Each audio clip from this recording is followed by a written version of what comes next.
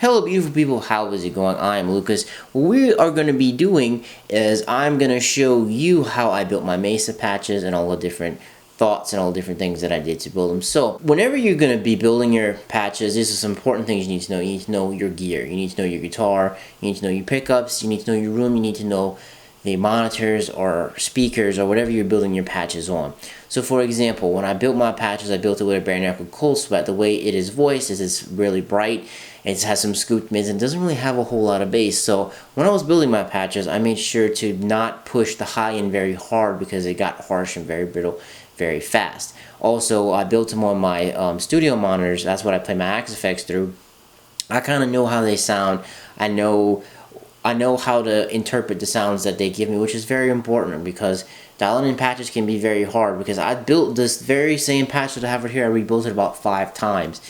Another thing you need to do is you need to get feedback from people. You send the patches to them, you send some sound clips to them, you let them see how it sounds, they give you feedback, you come in and you change it. That's very important because sometimes we tend to get married to our tones and we get excited about them and we think they sound good when they really sound bad. So let's dive right in. The best way to build patches on anything, even on a normal analog amp, if you get a looper or you run it with some DI. So what I like to do sometimes is I'll record a riff with a looper and then come into the amp block and you can change it and you can hear how it sounds. Also too, with the in USB block you can use a DI and you can play the riff and then you can do it like that. It's the same exact way, just different way of doing it. So for each of these scenes, I use different drives, I use different amps, and I use different IRs, because different IRs work better with different amps. So first one we're going to do is the dual rec.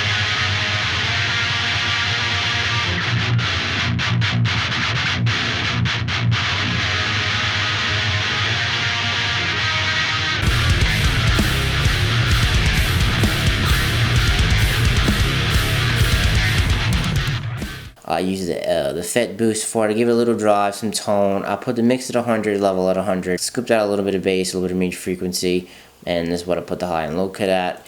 The Recto I used was the Recto 1 Red. The Recto 1 is modeled after the Revision F. Dual Rec, that is one of the earlier ones. The G is the most famous one, but I really like the F in here. It sounds uncompressed, it sounds very open. Recto 2 is based off of the 100 watt, the 100 watt multi-channel, 3-channel Rectos, which I don't like this one because I find it sounds very compressed. I like Recto 1. What I did for the settings was I played with the input drive a lot. I had it at 7, I went back to 5. You really have to know your pickups for that because if you push it too hard, it tends to get very, it doesn't sound very good when you push it hard. I put a lot of bass. I did this for all my patches because I wanted them to sound very thick, very meaty. When I was dialing my patches in the past, I kicked the bass out of it a lot because I thought that was a bass guitar's job, but I find it safe. You put a lot of bass in, you can always take it out later in the mix. I put a hefty amount of mids in here, actually, surprisingly. Didn't push the treble too hard, no high treble, little presonance, no depth. This is a cool trick I learned from Leon Todd. Definitely check out his channel, you can learn a ton from him. I kept my master volume low. I originally had it like 3 or 4, but I cut it to 150, and I adjusted that with a level to bring it back up. And it sounds great because you're not pushing the amp as hard, so it allows it to open up a little bit more. I have the bright switch on, definitely have that. Preamp, I did not touch anything in here. Power amp, you can mess with the negative feedback. For the dual rec, after a certain point, negative feedback doesn't do anything anymore. I think it's a little bit past 2.5 to 3, it just stops being useful. But if you keep it somewhere in between 1 to about 2.5, like I said, it sounds really good. It starts to open up after a certain point. For the power supply, I messed with the sag a little bit. I think I put it up a little bit, but this is to taste on all these amps. Mess around with it, play with it, see which one sounds a little bit better. It kind of changed the way it feels a little bit. For the speaker, I put the low frequency FAS at 92.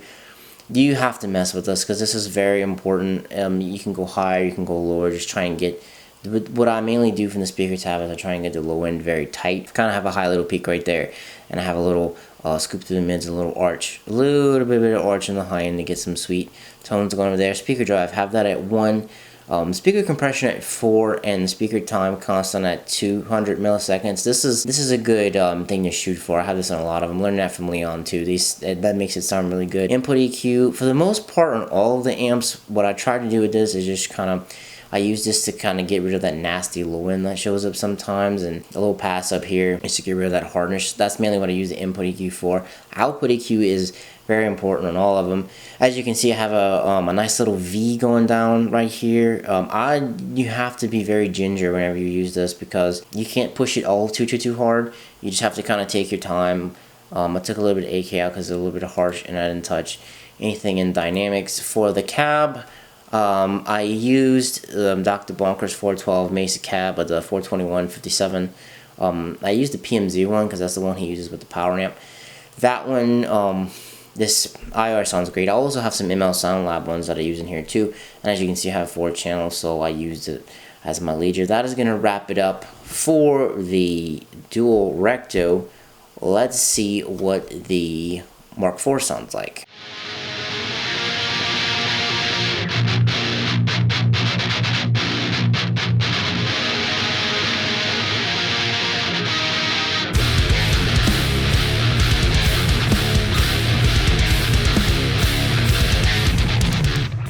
So in the Mark IV for the drive, I used the tube screamer.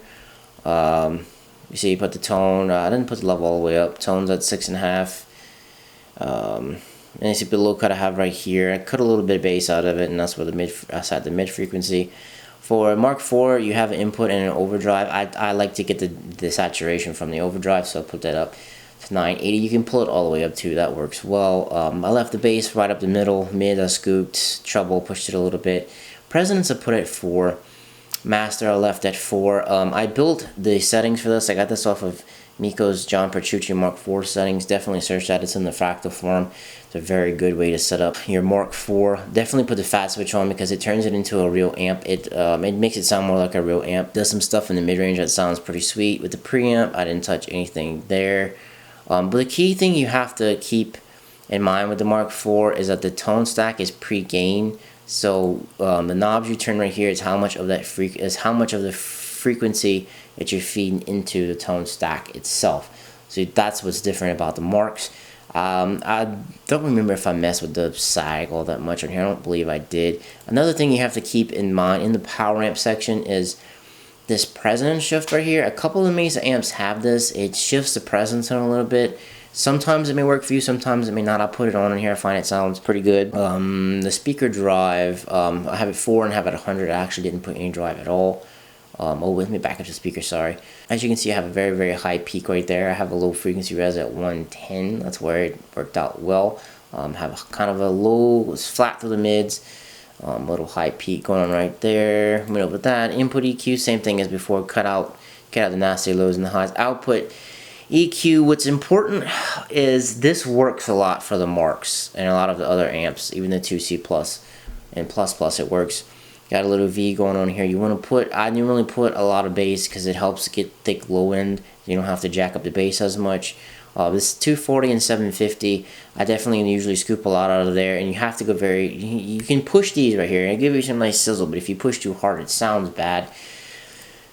And I didn't touch anything in the dynamics. What I found interesting about this amp when I put it in a mix is it was bloated a little bit in the 200 range. So what I did was I went in on my EQ and I scooped it a little bit and it sounded great. But I didn't know it sounded that bloated until I heard it in a full mix. So that's, whenever you're building your patches, try to build them the best way that you can, the best way that you think it sounds, it sounds well. And when you throw it in a mix, it's okay to scoop out a little bit of, here and there to fine tune it, because you may not have heard it.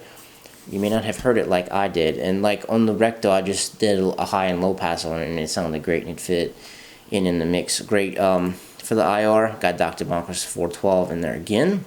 So that's it for the Mark IV. Let's move on to the 2C++.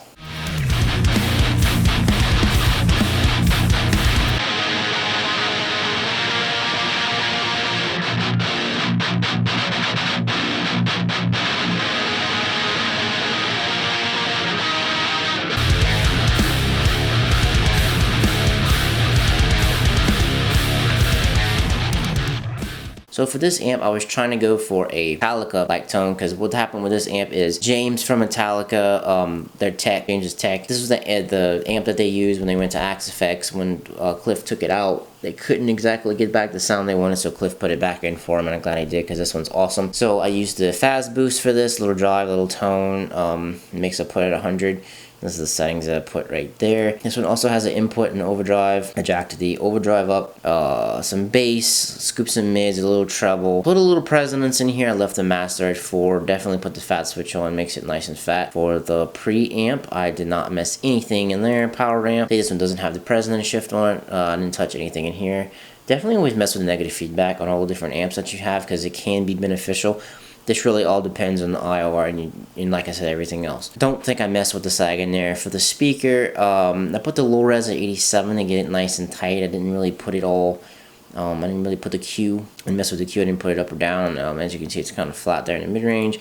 Speaker drive, didn't touch it at all. Put it 4.5 and 120. That was a winning combination there. Once again, I have a little bitty bump, a almost 1.5 gain bump at 17 hertz. I kind of want to open it up a little bit. Output EQ, got that V going again. The little things I did different here was I put more 200 and more 600 to give it a little bit more sizzle dynamics. I don't think I touched anything else in here. So for the IR, what I ended up using was I used ML Sound Labs Capac 13 of the 257s. This one has the same EQ curve as Inner Sandman. It's close to it, and that's kind of what I was going for this. I kind of wanted a very Metallica type tone, so I can get it sounding really good. And this one actually turned out to be one. I think this is one of the best amps from the scene that I made. So enough about the 2C++. Let's move on to the TriAxis.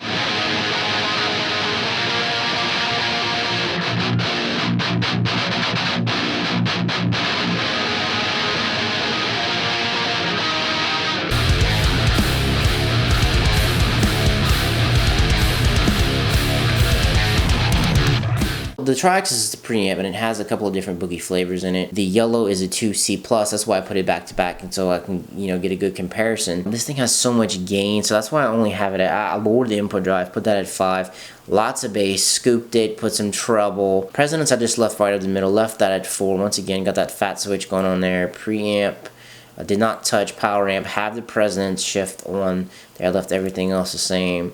I think I messed with the sag a little bit. See, once again, it worked out well because it sounded really good when I messed with it there. Low frequency is at 84, as you can see, high peak, and kind of, a little climbing stair there through the mids. And this is to every amp is different when you're messing with the speaker.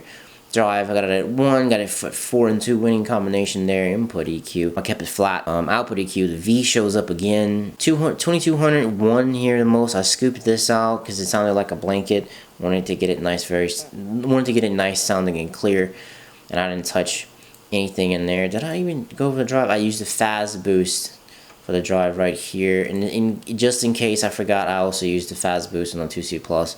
I don't know, I think I forgot to go over that in the previous one. And that was the 2 drives that I used there. That they worked well for both of the amps since they are kind of similar. And now the IR, I used the Capac 13. Once again, it's in 57, 421, Ace Alloys number 2. I use this IR forever on my Axe Effects 2 for my Mark IV patch. It sounds really good. And once again, as you see, different IRs are showing up in here because the different amps respond differently to different ones. Okay, so now that we've gone through TriAxis, let's move on to some of Recto's amps.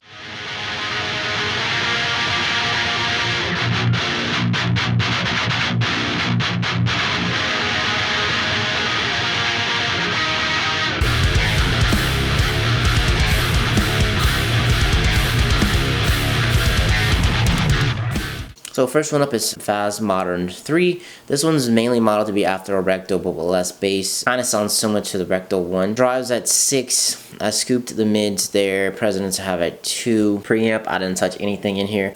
Drive is the FET boost again. I'm going down the power amp. No resonance shift shown over here. I messed with the negative feedback a little bit on here. I have it up to 5. It behaves differently than with the normal Mesa. The normal Recto, it behaves a little bit differently in there. You can push a little more. Did not mess with anything in there. Speaker, put it at 85. As you can see, it's not high. This the graph for this one ended up turning out kind of weird, because if it gets it sounds bad if you put a little bit too much mids or a little bit too much highs in there. Speaker drive 1, 2, and 200 milliseconds right there. Input EQ, pretty normal as we've been seeing through the other ones. Now I left the 8 band for here. As you can see, I have a subtle V going on here, a little 1K in there, and then I scooped 2 and 4 to make things not as harsh on the dynamics. I didn't touch anything in there. IR, Dr. Bunker showing up once again. I actually like FAS Modern 3. It sounds pretty good. It's easy to work with. I think it's pretty good. If you like the Recto sound but you want a little bit different flavor, this one's perfect for it. Alright, so let's move on to FAS Modern II.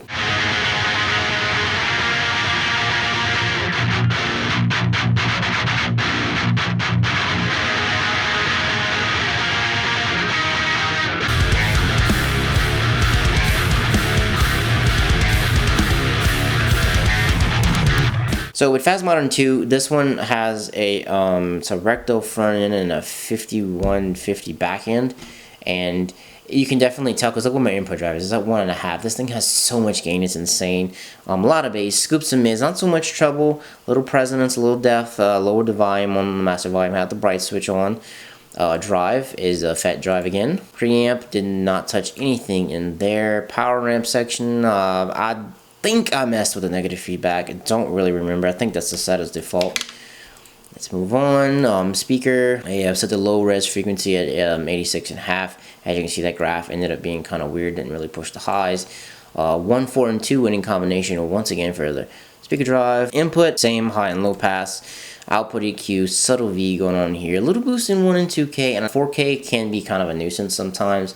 So scooped a little bit out of there. It can get things kind of harsh and nasty. Did not mess with anything in the dynamics there. IR is going to be, once again, Dr. Bonkers. It seemed to work out great for the Recto models in here anyway. So let's move on to the final amp in the chain. That's going to be the Thordendal Modern.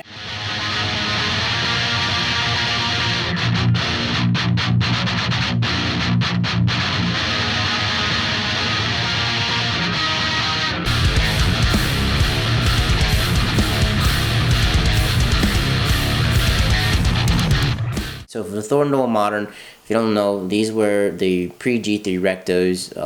Frederick from Meshuggah liked them so much, he asked Cliff to put them back in, and he did. Drive I'm using for this, using the FET drive again. I have the drive at 4. This amp was very tough for me to dial in because it doesn't behave like the Rectos in here at all. It's very, very different. A lot of bass, scoops and mids, some treble. The high treble and high cut can get you in trouble. I just left the high cut at default and modeled everything around it. I didn't touch it. No depth, left the master at 3.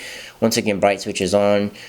Did not mess with anything in here. A key thing is the input boost right here. You can mess with this, and it kind of takes the place of the pedal a little bit, so that way you don't have to put a pedal in your chain.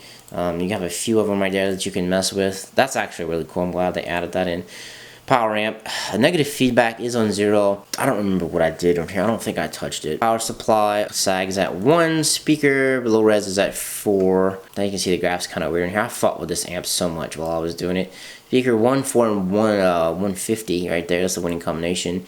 Input, once again, it's looking similar like all the other ones. Output, left the 8 band like the other Rectos. Got a little V going on here. I fought, like I said, I played with this so much when I was doing it. It was such pain to dial this amp, and it does sound good. It's a very unique sound, and you can get some cool stuff with it. I just found it difficult when I was messing with it, and didn't mess with anything in the dynamics. Ladies and gentlemen, we are at the end of my Mesa Patch. I hope this helped. I tried to give you an insight of what I was thinking, what I was doing while I was doing it. Definitely check out Miko's YouTube page from ML Sound Lab. Leon Todd's YouTube channel has a ton of great stuff dialing in tones. So if you have any questions for me, let me know in the comments down below. So me, I'm gonna have to be out. Peace.